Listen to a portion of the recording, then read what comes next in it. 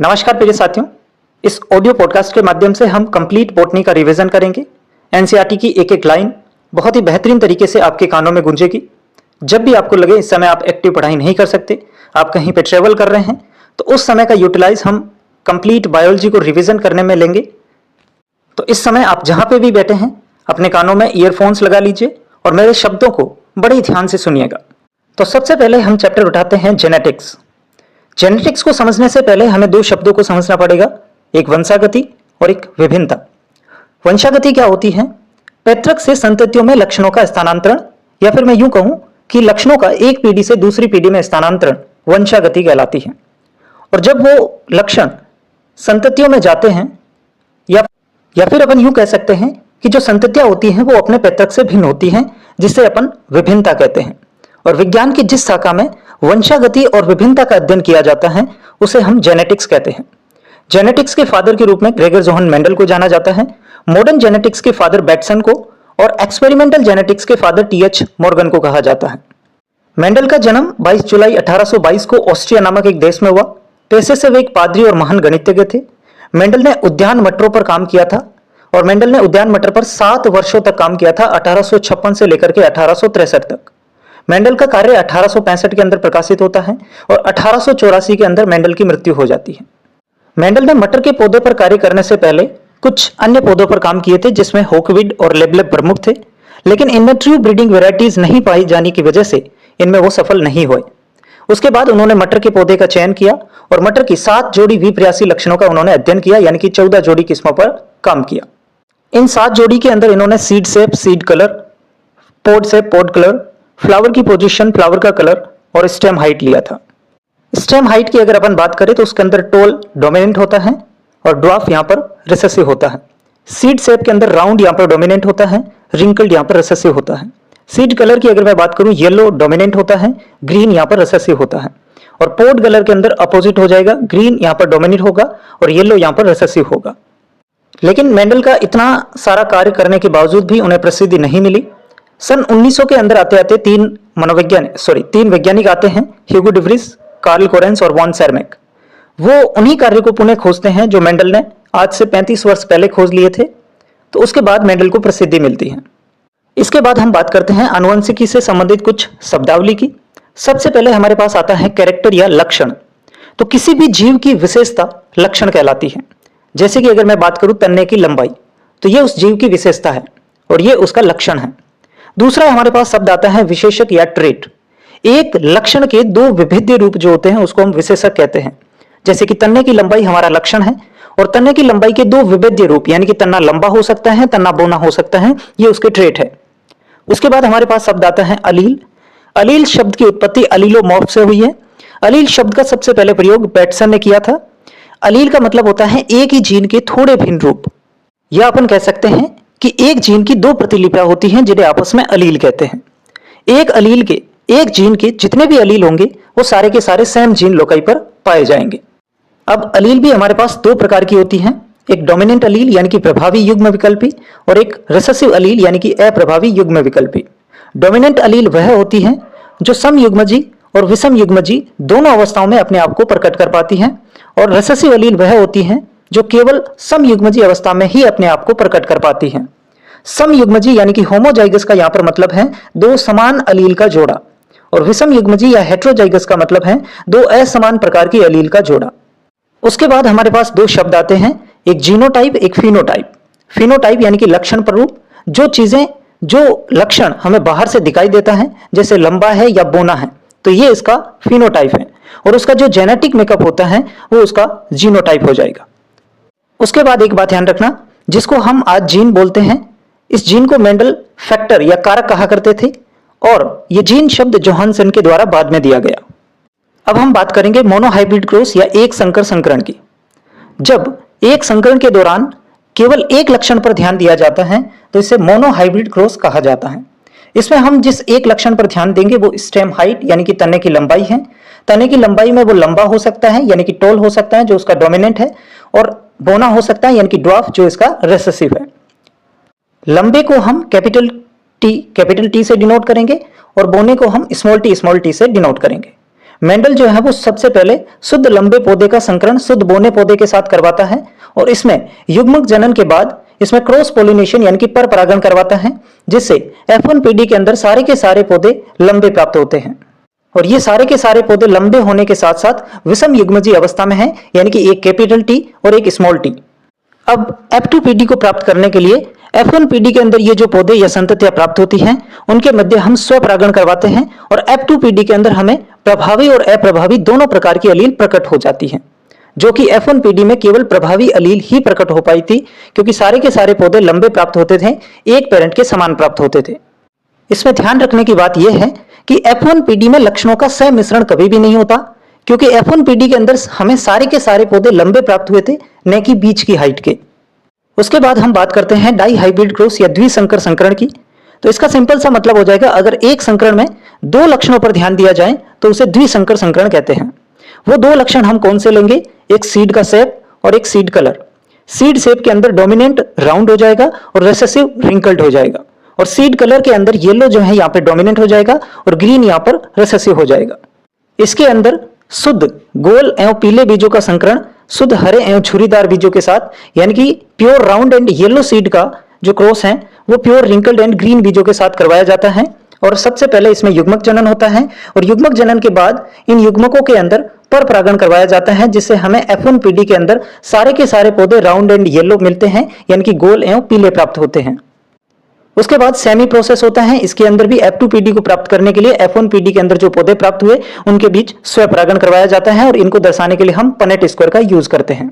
इसके अंदर जो फिनोटाइप रेशियो आता है वो 9:3:3:1 आता है और जीनोटाइप रेशियो 1:2:1:2:4:2:1 प्राप्त होता है। मोनोहाइब्रिड क्रॉस के अंदर फिनोटाइप रेशियो 3:1 होता है और जीनोटाइप रेशियो 1:2:1 होता है। उसके बाद हम पढ़ेंगे मेंडल की वंशागति के नियम। 3 नियम इन्होंने दिए थे। सबसे पहले प्रभाविता का नियम, फिर पृथक्करण का नियम और स्वतंत्र अपयूहन का नियम। इसमें से पहले जो 2 नियम है वो एक संकर संकरण पर आधारित हैं और तीसरा यानी कि स्वतंत्र अपयूहन का नियम द्विसंकर संकरण पर आधारित है। अगर मैं बात करूं प्रभाविता के नियम की तो 3 बातें आपको ध्यान रखनी है। पहली चीज, एक संकर संकरण पर आधारित है। उसके बाद आपको ध्यान रखना है कि प्रत्येक लक्षण एक पृथक इकाई के द्वारा नियंत्रित होता है और उस इकाई को हम कारक कहते हैं। कारक या जीन हमेशा जोड़ों में पाए जाते हैं। और दूसरी चीज, जब असमान कारकों का युग्म हो तो उनमें केवल एक ही कारक अभिव्यक्त हो पाता है, जिसको हम प्रभावी कहते हैं, और जो कारक अभिव्यक्त नहीं हो पाता उसे हम अप्रभावी कहते हैं। इस प्रभाविता के नियम के 2 अपवाद हैं, एक अपूर्ण प्रभाविता और एक सह प्रभाविता। अपूर्ण प्रभाविता में क्या होता है, जो डोमिनेंट अलील होती है वो रिसेसिव अलील पर पूर्ण रूप से प्रभावी नहीं हो पाती, जिसकी वजह से F1 पीढ़ी के अंदर जो संततियां मिलेगी वो दोनों पेरेंट्स के बीच की प्राप्त होती है। यानी कि अगर यहाँ पर डोमिनेंट रेड है और रिसेसिव व्हाइट है तो F1 पीढ़ी के अंदर हमें रेड संततियां प्राप्त होनी चाहिए, जबकि यहाँ पर हमें पिंक प्राप्त होती है। अपूर्ण प्रभाविता के अंदर एग्जाम्पल के तौर पे आपको ध्यान रखना है एंटीरोहिनम मेजस, जिसको डॉग फ्लावर या स्नैपड्रैगन कहते हैं, और मिराबिलिस जलापा, जिसको गुलीबेंस या 4 o'clock प्लांट कहते हैं। इसके अंदर जो फिनोटाइप और जीनोटाइप रेशियो है वो समान रहेगा और वो रहेगा 1:2:1 रहेगा। उसके बाद हम बात करें सहप्रभाविता की, तो इसके अंदर दोनों अलील एक दूसरे पर समान रूप से प्रभावी होती हैं। इस वजह से इसमें भी जो संततियां मिलेगी वो दोनों पैतृकों के बीच की प्राप्त होगी। इसके अंदर एग्जाम्पल के तौर पे आपको ध्यान रखना है ABO blood group system, sickle cell anaemia और पालतू जानवरों में त्वचा का रंग।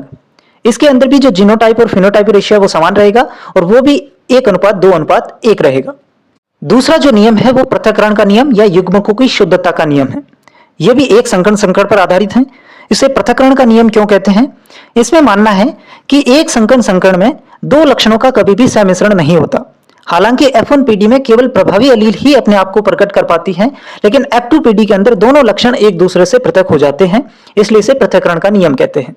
युग्मकों की शुद्धता का नियम क्यों कहते हैं? क्योंकि युग्मकों के निर्माण के दौरान एक लक्षण के लिए हमेशा एक ही कारक प्रवेश करता है, इसलिए युग्मक जो है वो हमेशा शुद्ध बने रहते हैं और इस नियम के कोई अपवाद नहीं है, सर्वत्र मान्य है। तीसरा जो नियम है वो स्वतंत्र अपयूहन का नियम है, जो द्विसंकर संकरण पर आधारित है। इस नियम के अनुसार यदि एक संकरण में 2 जोड़ी विशेषक सम्मिलित हो रहे हैं तो एक जोड़ी विशेषक का पृथक्करण दूसरी जोड़ी से स्वतंत्र रूप से होता है। यानी कि 2 लक्षण है तो उसमें एक लक्षण का पृथक्करण दूसरी जोड़ी से दूसरे लक्षण से स्वतंत्र रूप से होता है, और इस नियम का अपवाद है सहलगनता। उसके बाद हमारे पास एक शब्द आता है टेस्ट क्रॉस। टेस्ट क्रॉस के अंदर एक अज्ञात प्रभावी पादप का जीन प्ररूप ज्ञात करने के लिए इसका जो क्रॉस है वो रिसेसिव पेरेंट के साथ में करवाया जाता है, उसे हम टेस्ट क्रॉस कहेंगे। और ये जो अज्ञात प्रभावी पादप हम लेंगे ये F1 या F2 पीढ़ी का हो सकता है। उसके बाद हमारे पास आती है प्लियोट्रोपी या बहुप्रभाविता। इसका क्या मतलब होता है? सामान्यतः एक जीन एक ही लक्षण को नियंत्रित करता है, लेकिन अगर एक जीन एक से अधिक लक्षणों को नियंत्रित करने लग जाए तो उसे कहते हैं बहुप्रभाविता। अब अगर एक जीन एक से अधिक लक्षणों को नियंत्रित कर रहा है तो यह बिल्कुल आवश्यक नहीं है कि वो सभी के सभी लक्षणों पर अपना समान प्रभाव प्रकट कर पाए। हो सकता है किसी एक लक्षण के लिए वो अपना प्राथमिक प्रभाव दर्शा रहा है तो किसी दूसरे लक्षण के लिए वो अपना द्वितीयक प्रभाव दर्शा रहा है। बहुप्रभाविता में एग्जाम्पल आपको याद रखने हैं फिनाइल कीटोन यूरिया डिजीज। इसके अलावा एक आपको ध्यान रखना है मटर के पौधे में एक जीन पाया जाता है जो स्टार्च ग्रेन साइज और उसके अंदर सीड शेप दोनों को कंट्रोल करता है। दूसरा शब्द हमारे पास आता है मल्टीपल एलेलिज्म या बहुविकल्पता। हमने ये जाना कि एक जीन के सामान्यतः दो ही अलील पाए जाते हैं, लेकिन अगर एक जीन के दो से ज्यादा अलील मिलते हैं तो उसे हम मल्टीपल एलेलिज्म या बहुविकल्पता कहते हैं। और इसका एग्जाम्पल है हमारे पास ABO blood group system. ABO blood group system में 4 फिनोटाइप होते हैं और 6 यहां पर जीनोटाइप होते हैं। उसके बाद आता है कॉम्प्लीमेंट्री जीन इंटरेक्शन। अगर 2 जीन मिलकर के एक लक्षण को नियंत्रित करें तो उसे हम कॉम्प्लीमेंट्री जीन कहते हैं। इसको सबसे पहले बैटसन और पुनेट ने स्वीट पी के पुष्पों के रंग में खोजा था। उसके बाद आता है एपिस्टेसिस या प्रबलता। इसके अंदर एक जीन दूसरे नॉन एलिलिक जीन की अभिव्यक्ति को ढक देता है।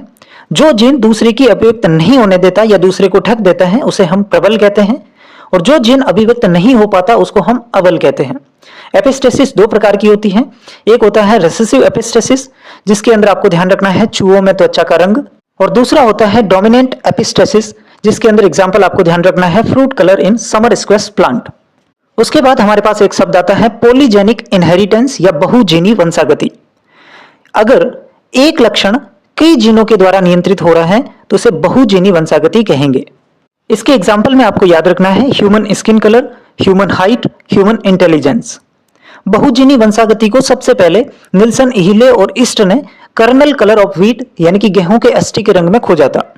गेहूं में अस्थि का रंग जो है वो 2 जोड़ी जीनों के द्वारा नियंत्रित होता है, और मानव में त्वचा का रंग जो है वो 3 जोड़ी जीनों के द्वारा नियंत्रित होता है। उसके बाद हमारे पास आती है क्रोमोसोमल थ्योरी यानी कि गुणसूत्रीय सिद्धांत। गुणसूत्रीय सिद्धांत 1905 में सटन एवं बावेरी के द्वारा दिए गए, जिसके कुछ मुख्य बिंदु निम्न प्रकार हैं। एक व्यक्ति के जीवन काल में और पीढ़ी दर पीढ़ी विशेषकों की संख्या, गुणसूत्रों की संख्या कांस्टेंट रहती है, समान बनी रहती है। एक द्विगुणित जीव के अंदर गुणसूत्र और जीन दोनों की संख्या बराबर होती है। अर्धसूत्री विभाजन के बाद गुणसूत्र और जीन दोनों की संख्या आधी हो जाती है। क्रोमोसोमल थ्योरी का जो एक्सपेरिमेंटल काम किया था वो टीएच मॉर्गन ने किया था, और टीएच मॉर्गन ने ड्रोसोफिला पर काम किया था। ड्रोसोफिला जिसमें गुणसूत्रों की संख्या 8 होती है।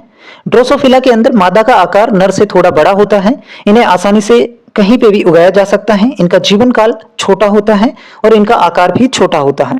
दूसरी बात, इसमें हेट्रोमॉर्फिक लिंग गुणसूत्र पाए जाते हैं।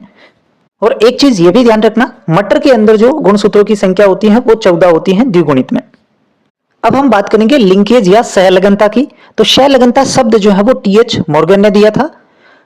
सहलगनता क्या होती है उससे पहले हमने ये जाना स्वतंत्र अपयूहन के अंदर कि एक जोड़ी विशेषक या अपन कह सकते हैं कि एक लक्षण दूसरे लक्षण को नियंत्रित करने वाले जीन से पृथक होता है, लेकिन यह केवल तभी संभव है जब दोनों जीन अलग अलग गुणसूत्रों पर हो। अगर 2 जीन एक ही गुणसूत्र पर हैं तो वे एक साथ वंशागति दर्शाएंगे और इसे हम सहलगनता कहते हैं। सहलगनता 2 प्रकार की होती है, कंप्लीट लिंकेज और इनकम्प्लीट लिंकेज। कंप्लीट लिंकेज के अंदर सहलगन जीन बहुत ज्यादा पास पास में रहते हैं, इन्हें क्रॉसिंग ओवर के द्वारा पृथक नहीं किया जा सकता, और इस वजह से कंप्लीट लिंकेज के अंदर 100% संततियां पैतृक जैसी होती हैं।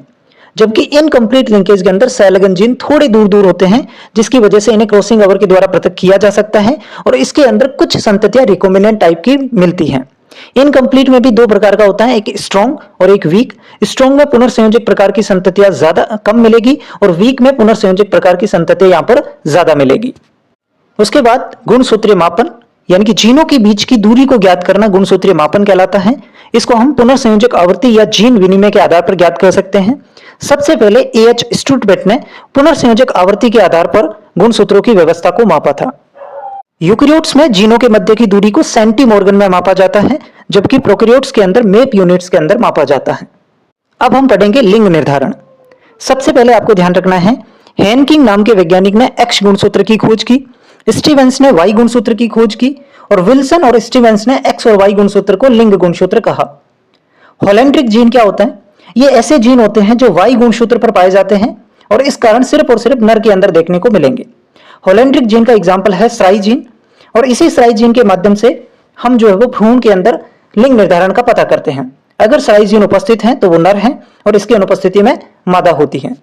लिंग निर्धारण दो प्रकार का होता है, एक मेल हेट्रोगेमी यानी कि इसमें नर दो प्रकार के युग्मक पैदा करेगा, और एक फीमेल हेट्रोगेमी यानी कि इसके अंदर फीमेल दो प्रकार के युग्मक पैदा करती है। सबसे पहले यहाँ पर मेल हेट्रोगेमी में XXXY प्रकार का होता है जो ह्यूमन और ड्रोसोफिला में देखने को मिलेगा, और एक होता है XXXO प्रकार का जो कि आपका टिड्डा या फिर कीटो में देखने को मिलता है। फीमेल हेट्रोगेमी में ZZZW होता है जो कि आपके बर्ड्स, रेप्टाइल्स और फिश के अंदर देखने को मिलता है, और एक ZZZO है जो आपके बटरफ्लाइज वगैरह देखने में मिलता है। हैप्लॉइड एंड डिप्लॉइड टाइप का जो सेक्स डिटर्मिनेशन है वो मधुमक्खियों के अंदर देखने को मिलता है। इसके अंदर जो नर मधुमक्खी जिसको अपन ड्रोन कहते हैं वो अगुणित होता है जिसमें गुणसूत्रों की संख्या 16 होती है, और जो फीमेल होती हैं वो द्विगुणित होती हैं जिसमें गुणसूत्रों की संख्या 32 होती है। मधुमक्खियां तीन प्रकार की होती हैं, एक ड्रोन होता है जो अगुणित होता है, और एक फीमेल के अंदर क्वीन होती है, और एक आपकी स्ट्राइल वर्कर बी जिसे अपन कहते हैं। तो वर्कर बी या श्रमिक मधुमक्खी स्ट्राइल होती है, बाकी दोनों के दोनों यहाँ पर फर्टाइल होते हैं, ड्रोन और क्वीन। ड्रोसोफिला में लिंग निर्धारण के अंदर वाई क्रोमोसोम का कोई योगदान नहीं होता, इसलिए इसके अंदर जो लिंग निर्धारण है उसको X/A रेशियो के द्वारा निकाला जाता है, जिसको जेनिक बैलेंस थ्योरी कहते हैं। X/A रेशियो का मतलब होता है X का मतलब नंबर ऑफ क्रोमोसोम और A का मतलब नंबर ऑफ ऑटोसोम। अगर इसके अंदर X/A रेशियो 1 आता है तो ये फीमेल, 1 से कम 1 से ज्यादा आता है तो सुपर फीमेल, 0.5 आता है तो मेल, 0.5 से भी कम आता है तो सुपर मेल, और 0.5 से 1 के बीच में आता है तो इसको इंटरसेक्स कहेंगे। उसके बाद हमारे पास आते हैं मेंडेलिय विकार। मेंडेलिय विकार के अंदर कुछ नाम मैं आपके बोल रहा हूं जिसको आपको याद रखना है।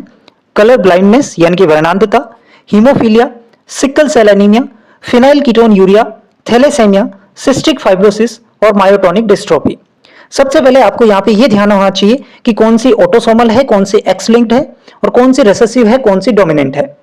तो सबसे पहले ऑटोसोमल और एक्स लिंक्ड की अगर मैं बात करूं तो जितने भी नाम मैंने बोले हैं उसमें से दो नाम आपको याद रखने हैं, एक तो कलर ब्लाइंडनेस और एक हीमोफीलिया। ये दो एक्स लिंक्ड होते हैं, बाकी सारे के सारे जो है वो यहाँ पर ऑटोसोमल है। याद रख लोगे, एक कलर ब्लाइंडनेस और एक हीमोफीलिया एक्स लिंक्ड है, बाकी सारे के सारे ऑटोसोमल है। और अगर मैं बात करूं रिसेसिव और डोमिनेंट की तो यहां पर केवल एक मायोटोनिक डिस्ट्रोफी जो है वो डोमिनेंट है, बाकी सारे के सारे रिसेसिव है। इतनी से आपको ध्यान रखने हैं, दो वर्ड आपको ध्यान रखने हैं कि मायोटोनिक डिस्ट्रोफी जो है वो आपका डोमिनेंट हो जाएगा और कलर ब्लाइंडनेस और हीमोफीलिया एक्स लिंक्ड हो जाएंगे, बाकी सारी की सारी चीजें उल्टी हो जाएगी। सबसे पहले अपन बात करते हैं कलर ब्लाइंडनेस या वर्णांतता की। तो ये हम जान चुके हैं कि ये एक एक्स लिंक्ड है और अप्रभावी यानी कि रिसेसिव है, क्योंकि डोमिनेंट केवल एक ही हमारे पास है, मायोटोनिक डिस्ट्रोफी। इसके अलावा जो भी बच जाते हैं वो सारे के सारे रिसेसिव हैं। कलर ब्लाइंडनेस में क्या होता है, जो व्यक्ति इससे ग्रसित होगा वो ग्रीन एंड रेड यानी कि लाल और हरे रंग के अंदर विभेद नहीं कर पाएगा। इसको जांचने के लिए, पहचानने के लिए इशिहारा टेस्ट किया जाता है। इस विकार के अंदर मादाएं जो है वो सामान्यतः वाहक होती हैं, लेकिन पुरुष जो है वो यहाँ पर ग्रसित होते हैं, क्योंकि मादाओं को इस बीमारी से ग्रसित करने के लिए पिता प्रभावित और माता कम से कम वाहक होनी जरूरी है। ये जो विकार है ये क्रिस क्रॉस वंशागति को फॉलो करता है।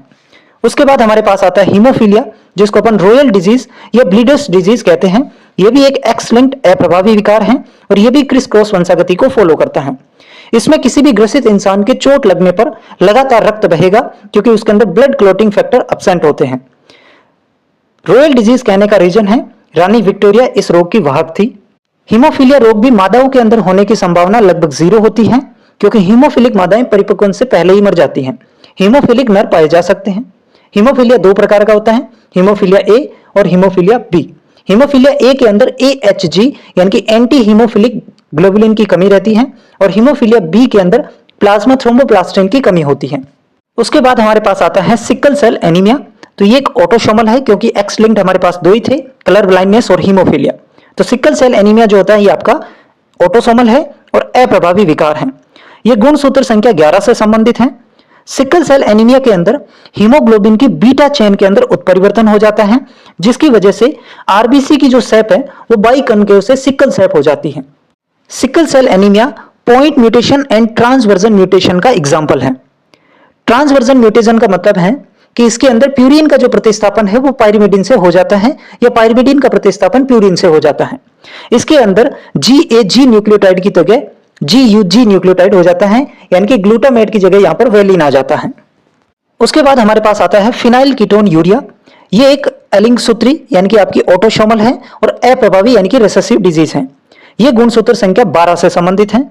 इस विकार के अंदर क्या होता है, एक लिवर एंजाइम होता है फिनाइल एलेनिन हाइड्रोक्सिलेज, वो नहीं बन पाता, जिसकी वजह से इसका काम होता है फिनाइल एलेनिन को टायरोसिन में बदलना। और अगर ये एंजाइम नहीं बनेगा तो फिनाइल एलेनिन जो है वो फिनाइल पायरुवेट के रूप में एकत्रित होने लग जाता है और ये फिर मस्तिष्क के अंदर जो है वो मानसिक मंदता पैदा करेगा और किडनी के द्वारा भी एब्जॉर्प्शन इसका नहीं होता है, जिसकी वजह से ये मूत्र के अंदर देखने को मिलता है। उसके बाद हमारे पास आता है थैलेसेमिया। ये भी एक ऑटोसोमल रिसेसिव डिजीज है।